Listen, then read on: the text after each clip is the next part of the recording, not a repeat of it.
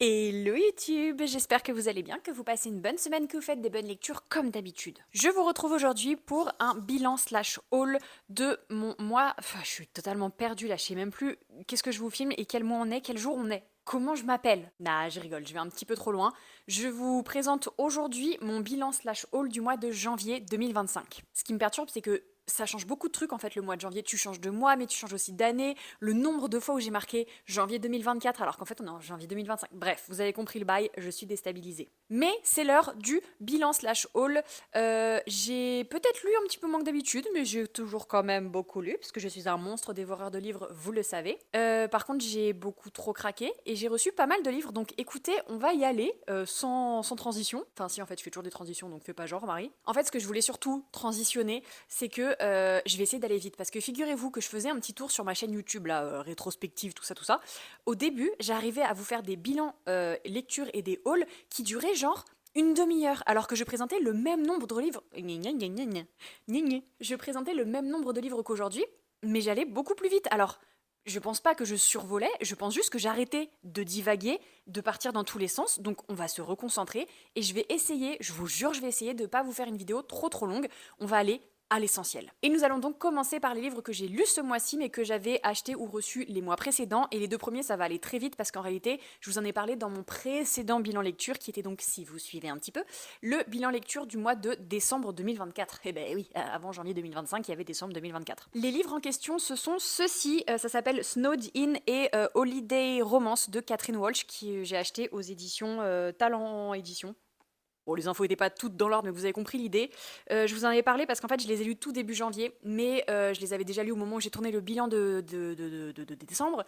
Et ça va être compliqué cette vidéo, je le sens, mais je le sens. Et en fait, comme c'est pas vraiment des romances de Noël, mais c'est des romances qui se passent en hiver, je m'étais dit que ce serait peut-être plus sympa pour vous que je vous en parle un peu plus tôt. Bref, j'avais un peu triché sur mon bilan précédent, et je vous ai déjà du coup parlé de ces lectures dans mon précédent bilan. 50 fois le mot bilan, ça suffit. Mais du coup, petit rappel, hein, j'ai adoré. Méga gros coup de cœur. Ça m'a fait découvrir cette autrice que je ne connaissais absolument pas et dont j'ai très envie du coup de lire d'autres romans. J'ai vu que la maison d'édition avait annoncé qu'ils allaient publier une autre de ses romances. Je vais suivre ça avec attention parce que j'ai trop hâte de retrouver son style. En gros, le premier du coup c'est Holiday Romance et c'est l'histoire de deux personnes qui sont amies depuis des années parce qu'en fait ils habitent aux États-Unis mais ils sont originaires d'Irlande et du coup chaque Noël ils font le trajet, je crois que c'est Chicago, l'Irlande pour retrouver leur famille pour Noël. Et du coup, d'année en année, ils se sont rapprochés, ils sont devenus amis, etc. etc. Et là, en fait, il y a un problème dans les avions, ils ne peuvent pas rentrer chez eux, sauf que lui, il est très proche de sa famille, et elle décide du coup de tout faire pour qu'il arrive à rentrer chez lui. Donc en fait, au lieu de faire simplement un vol, il va avoir plein de complications, plein de trucs, qui vont les rapprocher et qui vont montrer que peut-être leur amitié n'est pas tout à fait la seule chose qu'il y a entre eux. C'est tellement mignon, rien que d'y penser, j'ai encore des papillons dans le ventre, c'était beaucoup trop chou. Avec un Friends to Lover, ah, vous savez que j'adore ça, j'ai surkiffé. Et du coup, le deuxième, qui est plus un tome compagnon qu'une vraie suite, se concentre sur le frère du protagoniste masculin et une sorte un peu de fake dating à Noël pour ne pas être un peu la risée du village et de sa famille. Et bien évidemment, le fake dating, mais qui pense encore que le fake dating fonctionne? Non, le fake dating, c'est juste si tu veux finalement finir avec la personne. Voilà, bon. Donc ces deux livres, je les ai kiffés, j'ai adoré. J'adore. Aucun sens cette conclusion non plus. Pour continuer dans les romances, là j'ai lu 3 livres en anglais. Je les ai quasiment enchaînés puisqu'en fait j'ai lu Done and Dusted de Lila Sage, qui est le premier tome de sa petite saga. Je sais pas comment elle s'appelle. Ah oui, Rebel Blue Ranch. Voilà, bon, en fait, c'est le nom de l'endroit où se passe la série. Pourquoi je vous raconte ça? Oui, pour vous dire qu'en fait, j'ai lu celui-ci qui est dans ma pile à lire depuis déjà un petit moment, parce que j'ai vu qu'il allait bientôt être traduit en français, et je me suis dit, pour une fois dans ta vie, Marie, lis un livre que tu as acheté en VO avant qu'il sorte en français, parce que à chaque fois, j'achète les livres en VO en me disant, j'ai large le temps de les lire avant qu'ils sortent en français, voir si j'aime et tout, et finalement, non, je finis par les lire en français. Là, je me suis dit, non, non, en plus j'avais les 3 tomes dans ma pile à lire, donc à un moment, il fallait quand même faire quelque chose. Donc j'ai lu le premier en anglais, J'ai surkiffé. J'ai surkiffé. Du coup, j'ai lu les deux autres. En fait, c'est l'histoire d'une famille qui tient un ranch dans le Wyoming, genre perdu dans la montagne avec les prairies et les chevaux. Et enfin, ça donne trop envie. Il y a vraiment cette vibe petite ville aux États-Unis qui m'a plu dans la saga Chestnut Spring de Elsie Silver, vous le savez. Et c'est totalement la même vibe parce que c'est un peu l'ambiance cow-boy, etc. Et c'est une fratrie, donc il y a 2 frères et une fille dans leur groupe. Enfin, pas du tout, c'est leur sœur, c'est pas un groupe, voilà. Le premier tome, c'est sur du coup la petite sœur qui revient après des années où elle était loin de la maison. Et du coup, elle va reconnecter un peu avec le meilleur ami de son frère. Ils s'entendaient pas du tout, mais ils vont se rendre compte qu'en fait, ils s'entendent très très bien. Donc ça, c'est le premier tome qui lance un petit peu la saga. Et les 2 autres tomes, du coup, sont sur les 2 frères de la fille. Franchement, je suis désolée d'avance pour la qualité de cette vidéo, mais on va continuer comme ça, écoutez. Donc à chaque fois, on a leur petite histoire d'amour, avec des tropes différentes à chaque fois, mais toujours cette ambiance qui est incroyable. Et il faut savoir que le troisième... Non, pas du tout, Marie, t'en as 3 dans les mains. Donc logiquement, le 4e tome sort en VO, je crois, d'ici 1 mois ou 2, je vais me jeter dessus. Et parce qu'en plus, je pense... Enfin, non, je sais d'ailleurs que c'est une romance Second Chance pour le dernier tome, là. J'ai trop hâte, j'ai trop hâte. Et du coup, le premier tome sort, je crois, aux éditions J'ai lu, d'ici 1 mois ou 2 à peu près. J'ai pas d'infos précises à vous donner, je vous laisserai aller vous renseigner. Mais je vous conseille, si vous aimez les romances où c'est extrêmement prévisible, bien évidemment, mais très très mignon. Et en plus, il y a pas mal de sujets assez sérieux qui sont abordés. J'ai trouvé que c'était assez doux. Enfin, franchement, c'est trop bien. Il y a un petit peu du smut, mais pas autant que dans les livres de Elsie Silver. Franchement, j'ai kiffé. Et ça m'a donné envie d'écrire ma propre petite romance qui se passe dans une petite ville aux États-Unis. Je travaille sur le plot là actuellement, je vois ce que ça donne et je vous en reparle. La meuf, elle s'emballe beaucoup trop vite. Accessoirement, Marie, t'as d'autres romans à écrire, hein, dont un qui est sous contrat et sous deadline surtout, donc on va peut-être se bouger un peu le...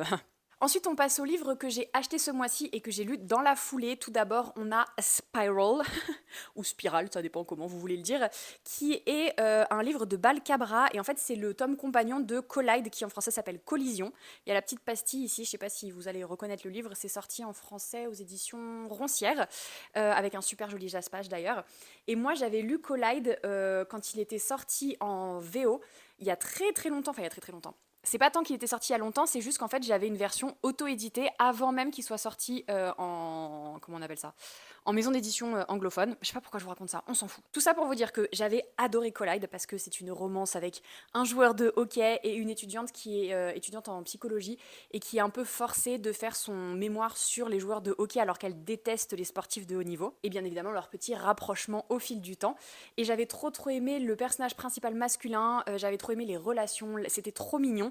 Très smutty mais très mignon. Et du coup j'avais très hâte de découvrir celui-ci parce qu'il se concentre sur un des meilleurs amis du coup du personnage masculin du tome d'avant et sur une danseuse de ballet et en gros sur un petit fake dating puisque lui il a une très mauvaise réputation alors que Bichette il enchaîne pas du tout les filles, c'est un concours de circonstances qui a fait que tout le monde a cru ça et elle a besoin d'un petit peu plus de reconnaissance sur les réseaux sociaux pour obtenir les rôles qu'elle veut au ballet en gros. Au ballet, pas le ballet pour balayer, le ballet pour danser, vous voyez bien que c'est une danseuse, la dame. Bref, en gros, ils ont un fake dating parce que ça les arrange tous les deux, ils peuvent retirer quelque chose de ça, et on sait tous comment ça se finit.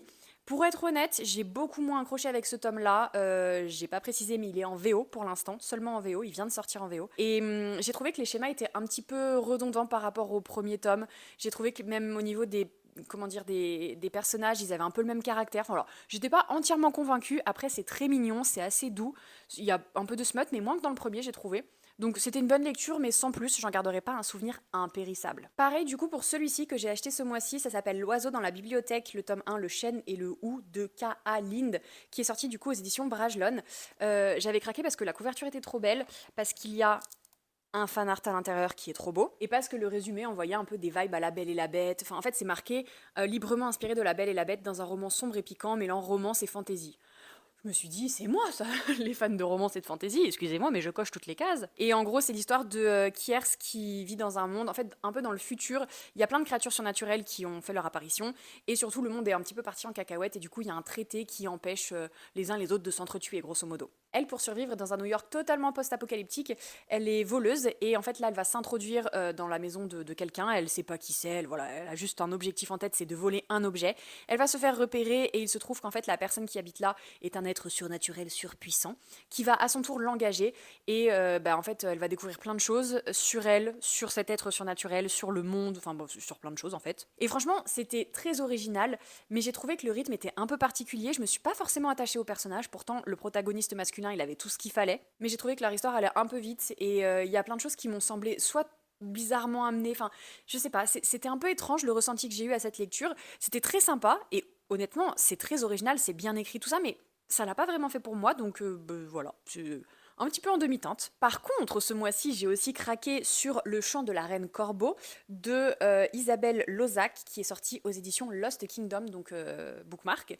Et pépite en fait. J'ai craqué parce qu'il est trop beau, genre le jaspage, tout est beau, tout brille. En plus, on a des petites illustrations à l'intérieur, souvent avec Bookmark, mais même les entêtes de chapitres, c'est trop beau. Enfin bref, le livre était trop beau, mais il coûtait quand même 22 €. Je me suis dit, bon Marie, qu'est-ce qu'on fait? On se calme un peu.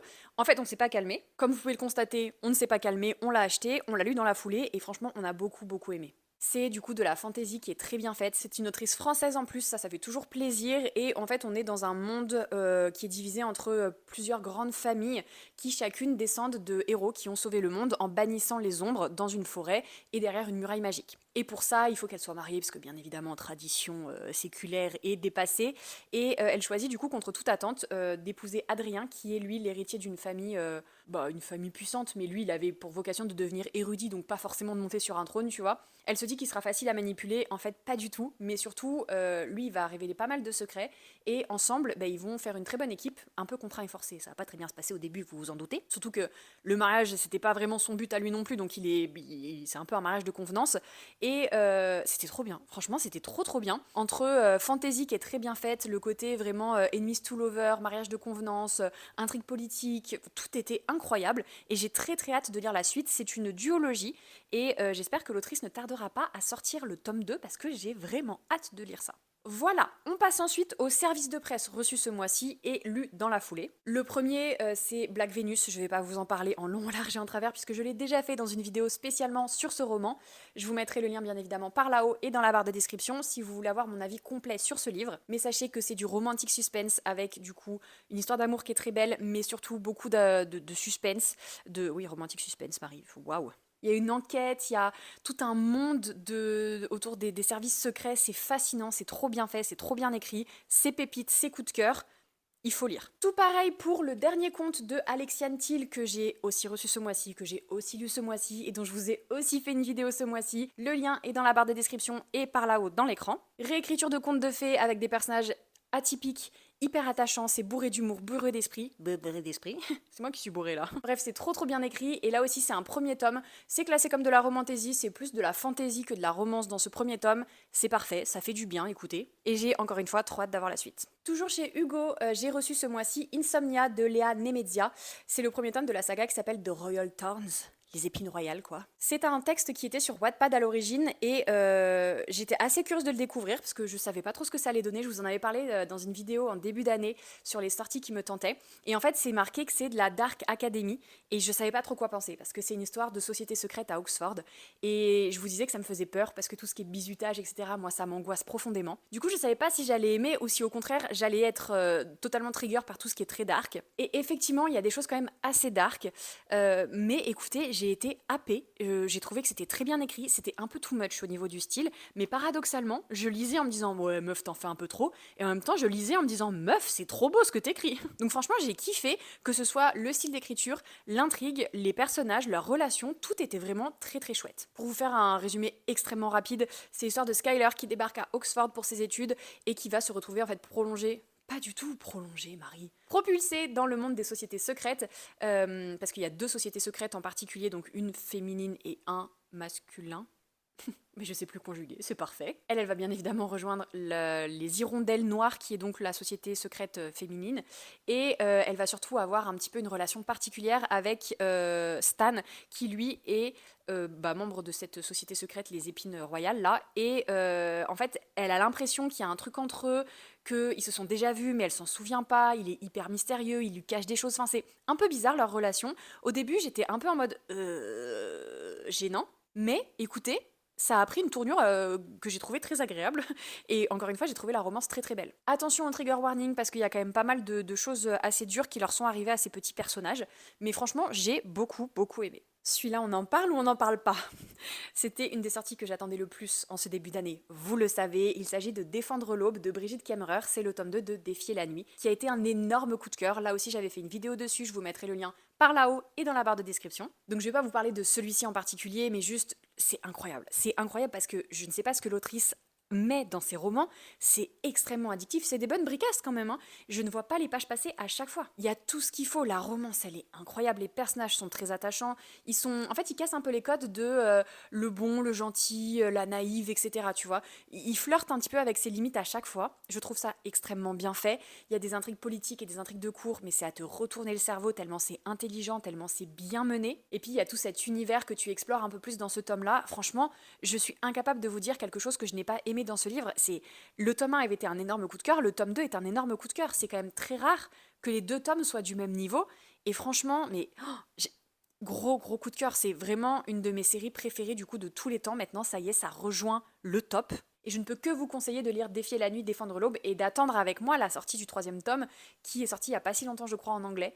Donc trop trop hâte. Je vous laisse aller voir ma vidéo si vous voulez un résumé détaillé et un avis plus poussé de Défier la nuit et donc de la suite qui sort, qui est sortie ce mois-ci chez Rajo. Le mois dernier, je vous avais montré, je crois, que j'avais reçu Half-Sick of Shadows de Laura Sebastian qui est sorti aux éditions Calix et moi perso j'aime beaucoup beaucoup l'édition, je trouve qu'elle est très belle. Et ce livre c'est bien évidemment une réécriture, enfin bien évidemment non, je sais pas pourquoi je dis bien évidemment, c'est une réécriture des mythes du roi Arthur puisqu'en fait c'est l'histoire de Arthur, Morgane, Lancelot et Hélène leur ami, qui quitte l'île d'Avalon pour rejoindre Camelot et donc pour mettre Arthur sur le trône et lancer sa légende, etc. Le petit twist, c'est que Hélène, elle, c'est une prophétesse qui peut voir l'avenir et qui du coup voit toutes les possibilités et qui essaye de les guider pour les faire souffrir le moins possible, mais surtout pour réaliser la prophétie de leur avenir. En gros, Bichette vit de merde parce que en fait, elle voit des choses, elle sait qu'elle peut rien faire pour les empêcher, elle sait que si elle fait ça, il va se découler ça, mais si elle fait pas ça, enfin vous voyez, c'est hyper compliqué. Et je trouve que un sujet comme ça peut facilement nous perdre dans les romans, et là c'était extrêmement bien fait de jongler entre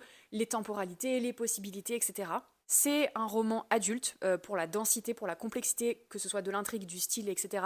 Mais franchement, je l'ai trouvé extrêmement bien, très très addictif, j'ai kiffé. Ce mois-ci, j'ai aussi lu Medici Haste de Caitlin. De Caitlin. Je suis désolée, j'arriverai jamais à dire son Schneideran.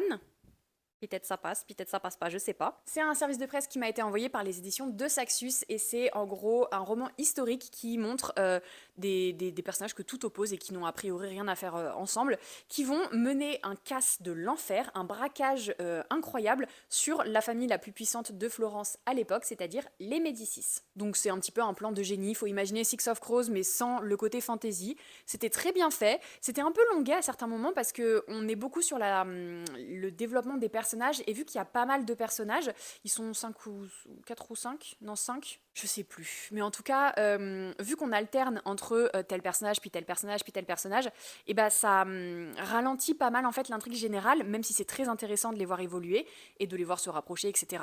Mais c'était très sympa donc. Après, j'en garderai pas là non plus un souvenir impérissable, mais c'est vrai que c'était bien mené, intelligent, et j'ai bien aimé tout le côté historique. Donc après, moi j'ai bien aimé le côté historique, mais je suis pas une experte de l'histoire florentine. Donc ça se trouve, ça prend des énormes libertés.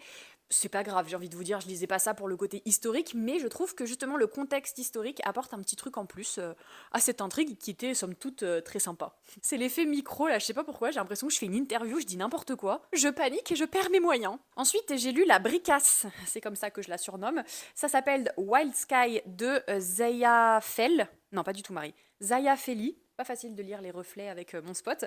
C'est un service de presse qui m'a été envoyé par les éditions Lost Kingdom et c'est énorme, c'est énorme. Alors le jaspage est sublime, mais écoutez, C'est énorme et ça se ressent beaucoup trop à la lecture. Genre le concept est vraiment cool, hein, on est dans un monde où il y a des dragons qui ont été un petit peu apprivoisés et du coup une caste de dragonniers en gros qui protège le pays.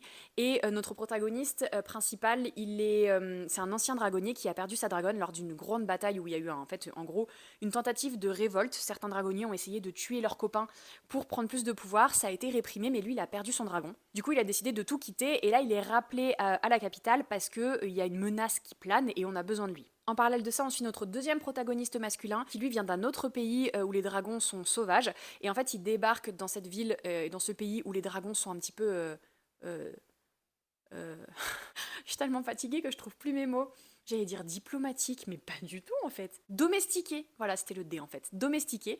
Et lui aussi, il va se retrouver un petit peu embrigadé dans toute cette histoire. Il y a tout ce qui est un peu complot, trahison, secret révélé, etc., etc. Une petite romance très mignonne. Mais c'est juste que ça met beaucoup trop de temps à démarrer, puisque j'en étais à la moitié du livre quand on a enfin commencé à voir où on voulait en venir et à mettre tous les éléments en place pour que l'intrigue démarre vraiment. C'était donc beaucoup trop long, malgré le fait que ce soit très sympa, très original et vraiment bien écrit.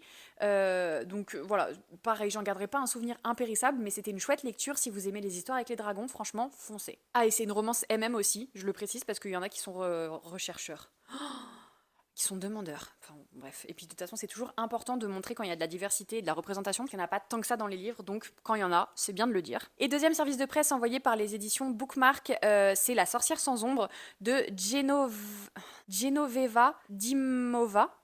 Je sais pas pourquoi je galère à chaque fois pour les noms là comme ça, mais en vrai, il faut dire aussi que le doré, il se lit pas très bien. Bon bref, ne trouve pas des excuses, Marie, tu ne sais pas lire, tu ne sais pas lire, c'est quand même embêtant pour une meuf qui est sur YouTube pour parler de ses lectures. Celui-ci aussi est très très beau et j'ai beaucoup plus accroché. En gros, c'est l'histoire d'une sorcière qui vit dans un monde qui a été séparé en deux et il y a un côté où tout le monde vit très bien, tout le monde vit dans l'opulence, etc. Et de l'autre côté, en fait, déjà ils sont très pauvres et surtout, je crois que c'est les 15, les 20 premiers jours de l'année, il y a des monstres qui se répandent sur le reste du pays et ils doivent survivre comme ça pendant un moment. Elle, c'est une sorcière, donc elle arrive à peu près à s'en sortir. Sauf que pour échapper à un grand, grand, grand méchant monstre, avec qui elle a une histoire un petit peu particulière, eh bien, elle est obligée de sacrifier son ombre, et sans ombre, les sorcières meurent, déjà elles n'ont plus de magie, et surtout, elles finissent par mourir, donc elle se lance dans une quête pour récupérer son ombre, et elle va faire alliance du coup avec un officier de police, elle sait pas trop si elle peut lui faire confiance, ils ont un peu des objectifs différents, bref, c'est un peu aussi un enemies ou rival to lover, même si la romance met beaucoup de temps à se développer, et là c'est seulement le premier tome, donc en fait on ne fait que gratter la surface du truc quoi. Mais là aussi il y avait des intrigues assez sympas au niveau de tout ce qui est rebondissement, révélation, secret, machin machin. L'univers était aussi très original, c'est inspiré de contes un peu de russes je pense. Et c'est quelque chose que je ne connais pas du tout et que j'ai pris beaucoup de plaisir à découvrir dans ce roman, donc franchement c'était une chouette découverte. Et j'arrive à tenir le rythme là, non j'ai l'impression que je vais super vite, mais que du coup, je ne dis pas de bêtises. C'est incroyable, ça faisait des années que ça m'était pas arrivé. Oh. On continue niveau service de presse et j'ai reçu les rééditions en poche de Briar University, qui est donc la saga spin-off de Off Campus. Vous connaissez mon amour pour Off Campus et surtout pour Gareth Graham. C'est quasiment les premiers romans sur le hockey que j'ai lus et ça a débloqué l'obsession. Et du coup, je suis trop contente d'avoir les rééditions avec les jolies couvertures que je vais vraiment pas pouvoir vous montrer puisque je tiens mon micro. Attendez. Ce qui devait arriver arriva, mais écoutez, c'est quand même plus facile pour vous les montrer comme ça. J'irai récupérer l'autre après. Voilà, ça c'est celui qui est tombé. Ah bah c'est le premier en plus, super. Et bon là je vais pas vous faire un résumé. En gros, c'est des joueurs de hockey à l'université et à chaque fois leur petite romance. Il y a du smut, oui, mais c'est pas grave. Ceux-ci je vous les montre, je les ai pas lus ce mois-ci parce que je les avais déjà lus, mais je les ai reçus ce mois-ci. C'est un service de presse des éditions Hugo et j'étais trop contente de pouvoir les ajouter à ma bibliothèque. Et on continue donc avec les services de presse reçus ce mois-ci, mais que je n'ai pas encore eu le temps de lire. Et dans la continuité logique de Briar University, j'ai reçu The Graham Effect, qui est le premier tome de Campus Diaries, toujours de Elle Kennedy. Celui-ci c'est un grand format, donc c'est un inédit, il vient tout juste de sortir et d'être traduit, et c'est encore la suite du coup de Briar. En gros, ça fait Off Campus, Briar et celui-ci, puisque dans celui-ci, on se concentre sur les enfants des protagonistes des premières sagas. Enfin, je sais pas si tous les tomes seront sur les enfants des protagonistes, mais en tout cas, celui-ci, oui, puisque c'est sur la fille de Gareth et de Anna. Et je ne sais pas trop ce que j'en pense, parce que je pense que l'histoire va me plaire. Hein. C'est encore une fois un joueur de hockey, elle aussi, elle joue au hockey. Il y a tout ce qu'il faut pour me plaire, bien évidemment, mais je sais pas ce que je ressens à l'idée de voir Gareth en mode daddy. Je sais pas, je sais qu'il y en a certains que ça séduit, moi je sais pas bien quoi en penser, donc j'ai quand même hâte de le découvrir, c'est une pavasse, et les retours sur les réseaux anglophones sont assez bons, donc en plus c'est marqué Luke Ryder, 1m98, super musclé, des opinions bien arrêtées, grossier et sacrément sexy. Non, il y a vraiment tout ce qu'il faut pour me plaire en fait. Anyway, je le lis, je vous en reparle très vite. Toujours de la part des éditions Hugo, j'ai reçu The Problem with Dating de Brittany Setcheri et celui-ci j'ai trop hâte de le lire.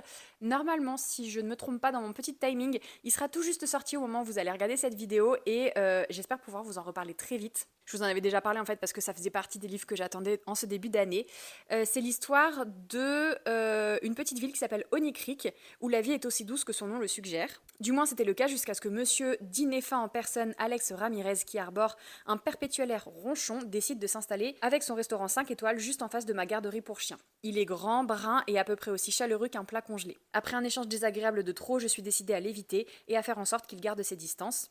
Mais quand par un tour du destin, Alex hérite du chien grincheux de sa grande tante, il n'a d'autre choix que de me demander de l'aide, à moi la personne qui murmurait à l'oreille des chiens. Pour ma part, j'avais besoin d'un faux petit ami afin d'éloigner mon ex-mari. Nous avons donc conclu un marché. Je ferai de son chien le toutou le mieux éduqué de la ville et en échange, il apparaîtrait à mon bras pour les réunions familiales et les événements mondains. Fake dating, ai-je besoin d'en dire plus? Je ne pense pas. J'ai trop hâte parce que, rappelez-vous, j'ai lu Holiday de Brittany Setcheri à Noël et j'ai trop kiffé. Donc hâte de découvrir celui-ci et voir si du coup j'accroche toujours autant au style de l'autrice. De la part des éditions PKJ, j'ai reçu 2 petits poches pour commencer. Le premier c'est Concrete Rose de Angie Thomas, c'est la version poche. J'avais lu le livre en anglais quand il est sorti. C'est sur l'histoire du papa de Star qui est l'héroïne de The Hate You Give. C'est extrêmement beau, c'est extrêmement touchant, c'est franchement... Cette autrice, j'ai lu tous les romans qu'elle a écrits, ça a tous été des coups de cœur, mais bien évidemment The Hate You Give a une place particulière, et celui-ci, je crois que je l'ai presque plus aimé. C'est différent, les styles sont différents, mais c'est tellement beau, c'est tellement fort ce qu'elle écrit, et à chaque fois j'accroche trop au personnage, à son style, donc franchement, je peux que vous conseiller de lire The Hate You Give et The Concrete Rose. Et du coup, le deuxième livre que j'ai reçu aussi, c'est Un nom sur la liste de Monica S, et celui-ci c'est beaucoup moins fun, enfin cela dit, The Hate You Give, c'est pas beaucoup plus fun. C'est après la guerre, et Zofia qui a fait la promesse de retrouver son petit frère Abek 3 ans plus tôt, juste avant qu'ils ne soient séparés dans le camp de Birkenau. La guerre est maintenant finie, et il ne reste plus à Zofia que ce frère disparu auquel se raccrocher. Elle est prête à tout pour le retrouver, même à affronter ses souvenirs qui semblent lui jouer des tours, mais arrivera-t-elle à vivre avec les réponses trouvées en chemin? Je sens que je vais chialer tout ce que j'ai. Waouh, je sens que vraiment, parce que là en plus vous n'êtes pas sans savoir que c'est l'anniversaire de la libération du camp d'Auschwitz et que du coup je vois des vidéos de commémoration, de témoignages, etc. de tous les côtés. Et l'autre jour je suis tombée dans dans une boucle, dans une spirale. En gros sur mon fil TikTok je suis tombée sur une vidéo de Simone Veil qui racontait justement son expérience au camp. Et du coup, je l'ai liké. Et à partir du moment où t'en likes une, t'en as 150 qui pop. Et du coup, je me suis retrouvée pendant 1 heure, genre il était 1 heure du mat, j'avais les yeux explosés, à chialer tout ce que j'avais parce qu'ils racontaient leur expérience dans les camps. Franchement, c'est extrêmement bouleversant. Et là, je pense que c'est un roman pour ados, bien évidemment, c'est à partir de 13 ans. Mais je pense que ça va être la même veine. Donc, je suis prête à verser mes meilleures larmes. On change totalement de genre avec un service de presse reçu dès la part des éditions Rajo. Ça s'appelle Les Ombres de Willow Thorne. C'est un roman de Estelle Faye. Et il est trop beau. Déjà, la couverture est très belle. Mais alors, en plus, le jaspe, j'adore. Et on nous dit, par une nuit de novembre à Londres, Liam, un bâtard irlandais des bas-fonds, échappe à un guet-apens et découvre qu'il est le fils illégitime du duc d'Arbonne. Envoyé à Willowthorne par son père mourant, il devra lutter pour s'intégrer et survivre dans un monde hostile dont il ignore les codes. Épaulé par ses amis d'enfance Wendy et Jude, il cherchera son chemin parmi les secrets et les fantômes, tout en tombant malgré lui sous le charme de l'intrigant Sohan Crow. Voilà, je sais pas, j'en sais pas beaucoup plus. Je pense que c'est un peu aussi ambiance Dark Academy. Je pense pas qu'il y ait de magie, en tout cas c'est pas indiqué comme étant de la fantasy. Je crois que c'est aussi une romance MM et j'ai hâte de découvrir ça parce que j'en ai pas lu beaucoup. Enfin si, en fait j'en ai déjà lu 2 de Estelle Faye et à chaque fois j'aime bien, mais tu vois il me manque un petit truc donc je suis curieuse de voir si là je vais avoir le même ressenti ou si au contraire je vais kiffer ma vie. Les éditions Antélion m'ont envoyé Virtuose de Tess Corsac qui sort début février aussi je crois et celui-ci est très beau. Alors pareil je sais pas si ça va bien se voir mais il est très joli avec des petites dorures et tout et puis le jaspage est très mimi et c'est l'histoire de Holn qui a 16 ans et qui refuse de sacrifier sa liberté puisqu'en fait elle vit dans un endroit où quand tu es quand t'es un virtuose tu as une sorte de talent et du coup t'es obligé de mettre ton pouvoir au service de la société en échange d'une place parmi l'élite. Elle est capable de lire les véritables émotions et intentions d'autrui et elle dissimule son atout aux yeux de tous tous justement pour garder sa liberté jusqu'au jour où elle flambe, son pouvoir la submerge et la révèle au grand jour. Elle n'a donc plus le choix, elle doit prêter serment et intégrer un programme qui l'aidera à apprivoiser son don. Mais au centre de la floraison, les cours et les jeux sont moins innocents qu'il n'y paraît, le mensonge est partout, le danger aussi. Franchement, ça a l'air trop bien. Je sais pas si c'est, alors fantasy évidemment, mais je sais pas s'il y a pas aussi un petit côté dystopique, donc j'ai hâte de découvrir ça. On revient chez PKJ puisqu'ils m'ont aussi envoyé le 3e tome de Crookhaven de Gigi Arcanjo. Rappelez-vous, Crookhaven, c'est l'histoire de Gabriel, je crois que s'appelle Gabriel, ouais, qui est un pickpocket de talent et qui se fait repérer du coup pour entrer dans une école de voleurs où on leur apprend à voler correctement, mais aussi à voler de manière éthique. Et lui, il y a aussi des enjeux parce que ses parents sont passés par cette école, il essaye de comprendre d'où il vient, etc. etc. C'est de la jeunesse, hein, franchement, c'est marqué à partir de 9 ans, et oui, sans aucun souci, mais c'est trop addictif, c'est trop bien écrit, les personnages sont attachants. Et je sais pas si c'est le dernier tome, mais en tout cas, c'est le 3e tome, voilà, j'ai pas plus d'infos, mais j'ai trop hâte de le lire et de retrouver les personnages. Et enfin, j'ai reçu mon carnet de lecture de Audrey, qui me l'a gentiment envoyé, qui me l'a gentiment dédicacé. J'avais déjà reçu celui de l'année dernière que j'avais reçu un peu trop tard pour le compléter, mais là j'aimerais bien essayer de m'y tenir. C'est un carnet de lecture du coup pour écrire ce que vous lisez. Vous pouvez faire des... Ah bah j'ai fait tomber le marque-page. Vous pouvez écrire des petites fiches de lecture, mais il y a aussi des pages à compléter, style ce que j'ai envie de lire ce mois-ci, ma palle, mes envies, je l'ai déjà dit, les challenges que je fais, les livres que j'ai prêtés, enfin bref, il y a pas mal de choses pour les bookworms, et je trouve ça trop chouette. En plus, bah voilà, c'est Audrey, donc ça fait plaisir de pouvoir recevoir son livre, je suis hyper fière d'elle, hyper contente pour elle, et trop hâte de le compléter. Voilà, donc ça c'était mes services de presse que je n'avais pas encore lus. Là on va passer au livre qu'on m'a offert, parce que oui, figurez-vous qu'on m'a offert des livres ce mois-ci. Et alors dites-vous, le premier cadeau, pas des moindres, puisque j'ai reçu ce coffret avec les 3 tomes en collector de la saga Serpent and Dove, donc Serpent and Dove, Blood and Honey et Gods and Monsters de Shelby Mahurin, qui est sorti aux éditions de Saxus. Je vais pas vous les montrer parce que franchement, je vais pas vous le cacher, flemme, mais ils sont absolument magnifiques. C'est des hardbacks avec une dusted jacket et en dessous des dorures et tout. Franchement, c'est incroyable. Le jaspage est trop beau. C'est vrai que je vous fous un peu le seum à dire ça, genre le jaspage est trop beau, mais je vous le montrerai pas. Mais du coup, je suis trop contente. C'est un cadeau de mon chef au boulot pour me féliciter pour la sortie de mon nouveau livre. Donc j'étais trop touchée et c'est un très beau cadeau. Et en plus, moi j'avais lu le premier, donc Serpent and Dove, qui est l'histoire d'une sorcière et d'un chasseur de sorcières qui vont se retrouver forcés de collaborer et surtout de prétendre qu'ils sont mariés pour mener un peu l'enquête. Et du coup, j'avais trop aimé le premier tome, mais j'avais jamais lu la suite. Donc là, c'est l'occasion et ça me donne trop envie de les lire. D'autant plus que récemment, j'ai eu un énorme coup de cœur pour Heartless Hunter, vous le savez. Et je me dis, en vrai, c'était totalement dans la même vibe, donc je pense que je vais kiffer la suite et j'ai trop hâte de les lire. J'ai aussi reçu la version française de Powerless. J'avais déjà la version anglaise que j'avais achetée, je crois, à Londres. Je sais plus, on s'en fout à la limite, Marie. Mais j'avais un peu la flemme de la lire en anglais parce que c'est quand même de la fantasy. J'avais peur d'être un peu perdue. Et du coup, là, ce mois-ci, je suis allée faire une dédicace chez Momi, donc une librairie que j'adore à Lyon. Et à chaque fois, ils sont tellement gentils. Ils m'offrent un livre quand je viens dédicacer. Et du coup, ils m'ont offert Powerless en VF aux éditions Olympe. Et j'ai trop hâte de le découvrir parce que j'ai vu tout et n'importe quoi comme retour. Il y a des gens qui ont détesté parce qu'ils ont trouvé que c'était trop copié-collé entre Hunger Games et Red Queen. D'autres qui ont adoré parce qu'ils ont trouvé que c'était original par rapport à ça et surtout que les personnages étaient trop attachants. J'ai très hâte de voir dans quel team je me place. Et puis, dernier cadeau que j'ai reçu ce mois-ci, un livre en VO. Il s'agit de No More Secrets de Lucy Score qui m'a été envoyé par mon Kevin d'amour pour Noël. Et c'est une romance petite ville avec un mec qui revient dans sa ville natale après des années et en fait c'est un peu du coup une célébrité parce qu'il j'ai pas trop compris ce qu'il a fait, mais en tout cas, il est célèbre. Et une journaliste qui débarque pour l'interviewer. Et en fait, ça se passe pas très bien entre eux, mais voilà. Je suis dans ma période small town romance. Genre, j'ai trop envie de lire des histoires d'amour qui se passent dans des petites villes où l'ambiance, elle est hyper cosy, cocooning et tout. Et je pense que c'est totalement ça, rien que la couverture m'envoie cette vibe. Donc, trop hâte de découvrir celui-ci. On passe maintenant au livre que j'ai acheté. Et là, les gars, il y en a beaucoup trop. Voilà, je vous le dis, je l'assume, j'ai craqué. Ah, mais non, attendez. Celui-ci, je l'ai pas acheté, c'est un service de presse. J'ai oublié de vous montrer lui. Cette beauté, de la part des éditions Big Bang, j'ai reçu Une torche dans la nuit de Sabaa Tahir, qui est donc le 2e tome de Une braise sous la cendre, dans cette nouvelle édition absolument sublime. Et en fait, je l'avais mis dans ma pile de livres que j'ai déjà lus, parce que j'ai déjà lu le tome 2 techniquement il y a une éternité, mais j'ai tout oublié. Voilà, je me souviens que j'avais eu un énorme coup de cœur pour le premier tome. Le premier tome, je me souviens de l'intrigue. Par contre, le 2, je me souviens l'avoir lu, m'être dit trop bien, mais aucun souvenir, donc il faut vraiment que je le relise. Et j'ai trop hâte, il est vraiment beau, et je crois que le tome 3 sort bientôt en plus. Je pense que je vais attendre que le tome 3 soit aussi sorti, peut-être même le 4, comme ça je lirai tout d'un coup. Et là, on passe au livre que j'ai acheté ce mois-ci, et vous verrez, il y en a certains, mais je sais pas, mais même moi en fait, j'ai pas compris, genre faut m'enlever ma carte bancaire. Typiquement, j'ai acheté ça.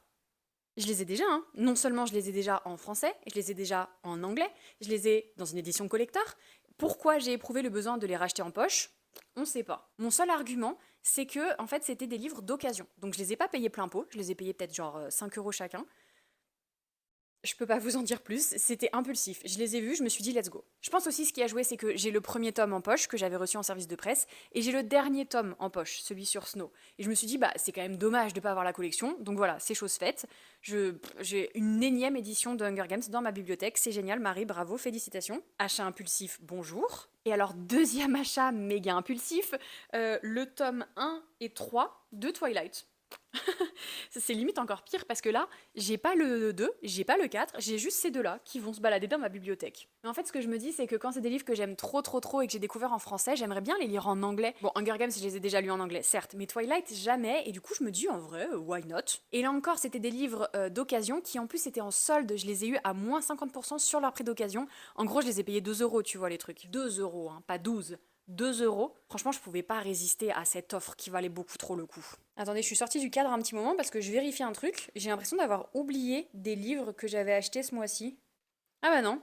Non, non, je me trompe, je les avais achetés le mois d'avant. I'm back. Non, en fait, j'allais vous montrer les deux de Brittany et Cherry, mais en fait, je les ai achetés le mois dernier, donc j'ai déjà dû vous en parler. Donc faites comme si j'avais rien dit. Et on arrive bientôt au bout, tenez bon, parce que après ces achats totalement impulsifs, à savoir Twilight et Hunger Games, bah, j'en ai fait d'autres, mais pas tant que ça, parce que j'en ai déjà suffisamment acheté. J'espère que vous n'avez pas compté combien j'en ai acheté ce mois-ci. Moi, je suis dans le déni, je préfère pas compter. Donc d'abord, j'ai acheté La balade fabuleuse de Twila et Frank de Megan Bannon, parce que j'avais adoré La balade funèbre de Art et Merci et que c'est un tome compagnon dans le même univers, qu'il est violette robot et qui s'accorde avec mes ongles. Franchement, c'était un signe du destin. Donc bref, je l'ai acheté.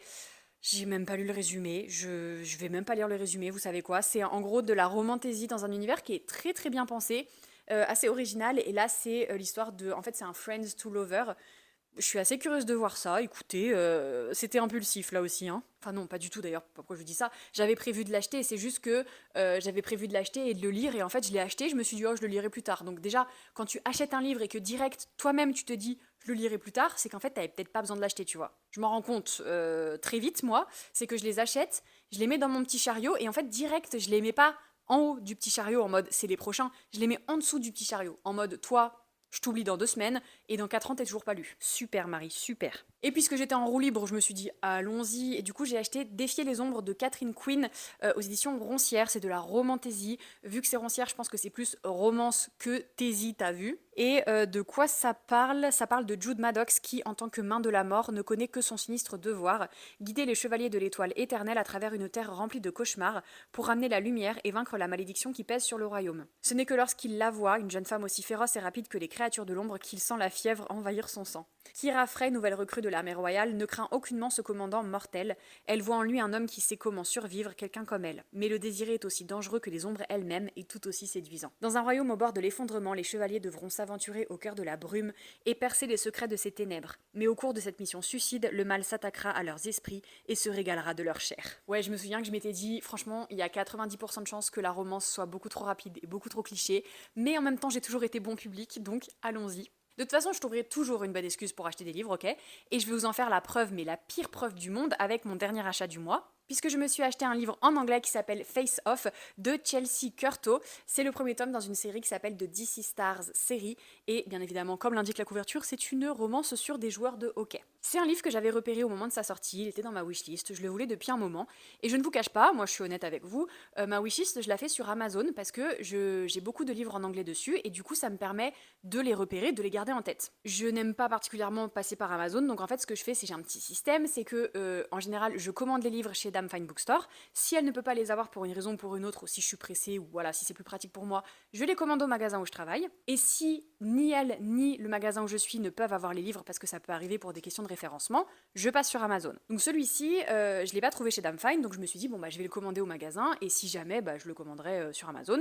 Il s'avère qu'au magasin où je travaille, on a pu l'avoir, sauf que il n'y a pas de loi langue sur les livres anglais, donc c'est chacun qui fait son prix comme il veut. Et le livre de base, vu qu'il est un petit peu, enfin pas vraiment de l'auto-édition, mais c'est pas une grosse diffusion, il est déjà un peu cher de base. Genre pour un livre en anglais, il est je crois à 18 € sur Amazon. Sauf que du coup, il faut rajouter les frais de distributeur, les frais de l'éditeur, il faut rajouter les frais du transporteur jusqu'en France, il faut rajouter la commission que prend la librairie, ce qui est normal. Mais ça fait que ce livre-là, j'ai- je l'ai payé 26 €. Non mais vraiment, c'est pas possible. Je suis vraiment un gros pigeon en fait.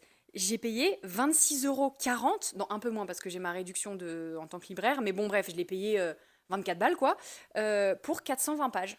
Je suis vraiment un gros pigeon en fait. Le truc c'est que je me suis dit, je l'ai commandé, il est dans le magasin, je vais pas refuser ma commande parce qu'il est trop cher. J'aurais pu, hein, des clients l'auraient fait, mais moi je culpabilisais de faire ça. Et en plus surtout ça voulait dire du coup le commander sur Amazon. Ça n'a aucun sens de renvoyer le livre pour refaire une commande en termes d'empreinte carbone, ça n'a aucun sens.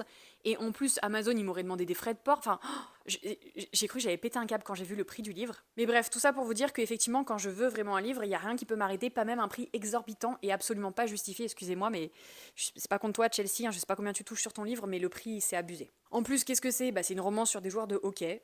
Voilà, ils sont dans la même équipe et puis ils vont finir par ken, quoi. Ça va être cliché au possible, je le sais. Et il a intérêt de bien, je vous le dis, parce que au prix où il coûte. Bref, vous le savez, moi de toute façon, acheter des livres, c'est ma thérapie personnelle et ça me coûtera toujours moins cher, je pense, que d'aller chez un psy. Encore que si on commence à faire le calcul de tout ce que je claque en bouquin, c'est pas sûr. C'est pas sûr, mais c'est pas un calcul que nous allons faire aujourd'hui puisque nous aimons être dans le déni. Tout à fait, tout à fait. Ma consommation de livres est dans l'abus, mais moi je suis dans le déni et on va clôturer là-dessus. J'espère que la vidéo vous a plu. N'hésitez pas à me dire ce que vous avez lu, reçu, acheté ce mois-ci. N'hésitez pas à me dire si un des livres dont j'ai parlé vous tente. J'espère que la vidéo vous a plu, je crois que je l'ai déjà dit, et je commence à radoter. Normalement, si j'ai bien réussi mon coup, elle est un chouille plus courte que d'habitude, et dites-moi si ça vous plaît, ou si au contraire vous aimez quand je parle pendant des piges et des piges. Genre guidez-moi un peu sur le format que vous préférez. Mais c'est vrai que j'aimerais quand même bien revenir à des formats un petit peu plus compacts, parce que je pense que tout le monde n'a pas envie de se taper un long métrage de ma tête qui raconte n'importe quoi à part les bouquins H24, certes, mais tout de même, on peut peut-être faire plus court, plus concis. Donc n'hésitez pas à me faire un retour là-dessus, c'est très intéressant d'avoir vos retours, puisque c'est quand même pour vous que je fais ces vidéos, enfin pour moi parce que ça me fait plaisir de le faire, mais pour vous pour que vous puissiez les regarder. Comme je le disais, faites-moi un petit retour sur les livres dont j'ai parlé. Si vous êtes trop timide pour commenter quelque chose de plus construit, je vous laisse mettre du coup un petit chronomètre pour montrer que j'ai vraiment donné tout ce que j'avais pour aller vite les gars. Pour aller vite, mais bien. Donc on va mettre un petit chronomètre ou une montre ou quelque chose et un petit pouce en l'air pour me dire pas mal, Marie. C'est n'importe quoi là, je vous oblige à me faire des compliments et à me jeter des fleurs. Non mais n'importe quoi en fait. Bref, lâchez un petit emoji en commentaire, ça me fait plaisir quand vous le faites. On n'oublie pas de s'abonner, d'activer les notifications, de liker la vidéo, ça me fait toujours trop plaisir quand vous le faites aussi. Et je vous dis à très vite pour une prochaine vidéo. Bye!